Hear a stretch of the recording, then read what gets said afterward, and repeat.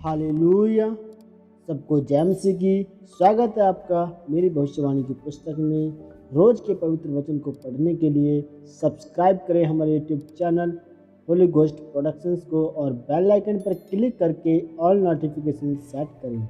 आइए मेरी भविष्यवाणी की पुस्तक से आज के पवित्र वचन को पढ़ते हैं, जो परमेश्वर के दास अपोस्टल अंकुर यूसुफ नरोला जी के द्वारा लिखा गया है।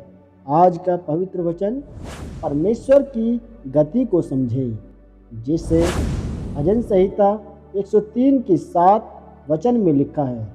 उसने मूसा को अपनी गति और इजराइलियों पर अपने काम प्रकट किए।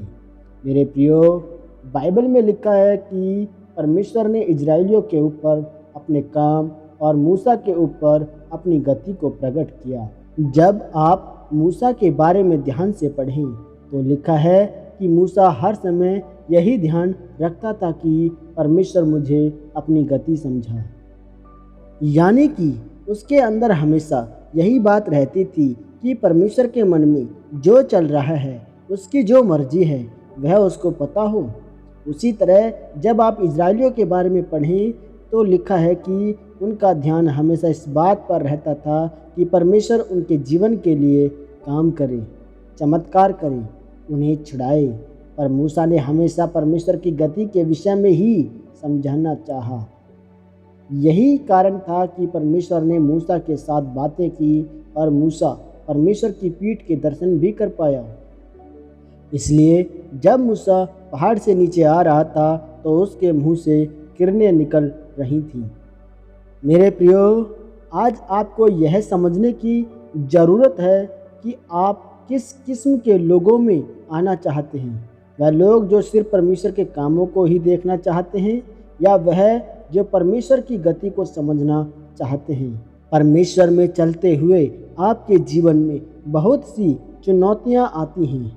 इसका पहला कारण यह है कि आप इस बात को समझ सकें कि परमेश्वर आपको उन मुश्किलों, चुनौतियों से निकालने की सामर्थ्य और ताकत रखता है। इसलिए एक ताकतवर राजा फिरौन से परमेश्वर ने इजरायलियों को छुड़ाया ताकि वह अपनी सामर्थ्य और ताकत उन्हें दिखा सके।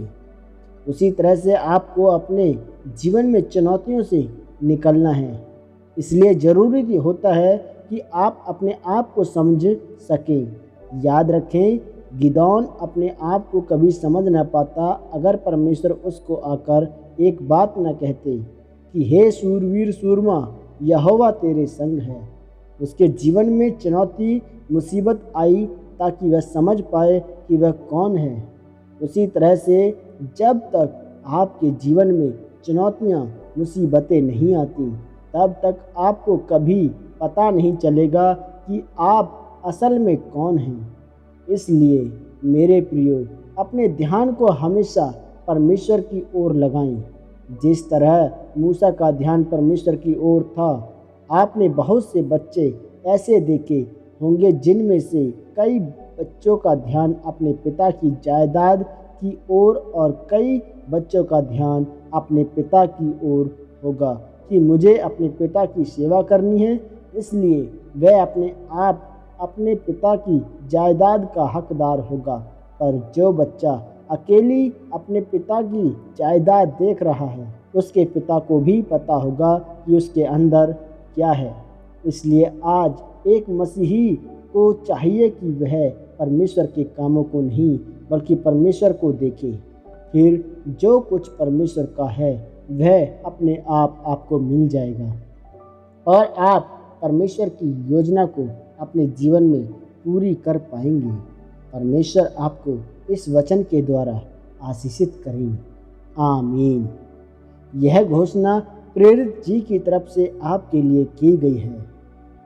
सर्वशक्तिमान परमेश्वर के नाम में मैं घोषणा करता हूँ, परमेश्वर कि जितने लोग आपके वचन को पढ़ें या सुनें, वह आपके तेज और आपकी गति को समझ सकें और अपनी आशीषों को अपने जीवन में ग्रहण कर सकें। प्रभु यीशु मसीह के जीवित नाम में मांगते हैं। आमीन, आमीन, आमीन। सबको जय मसीह की। God bless you. परमेश्वर आपको आशीष दे।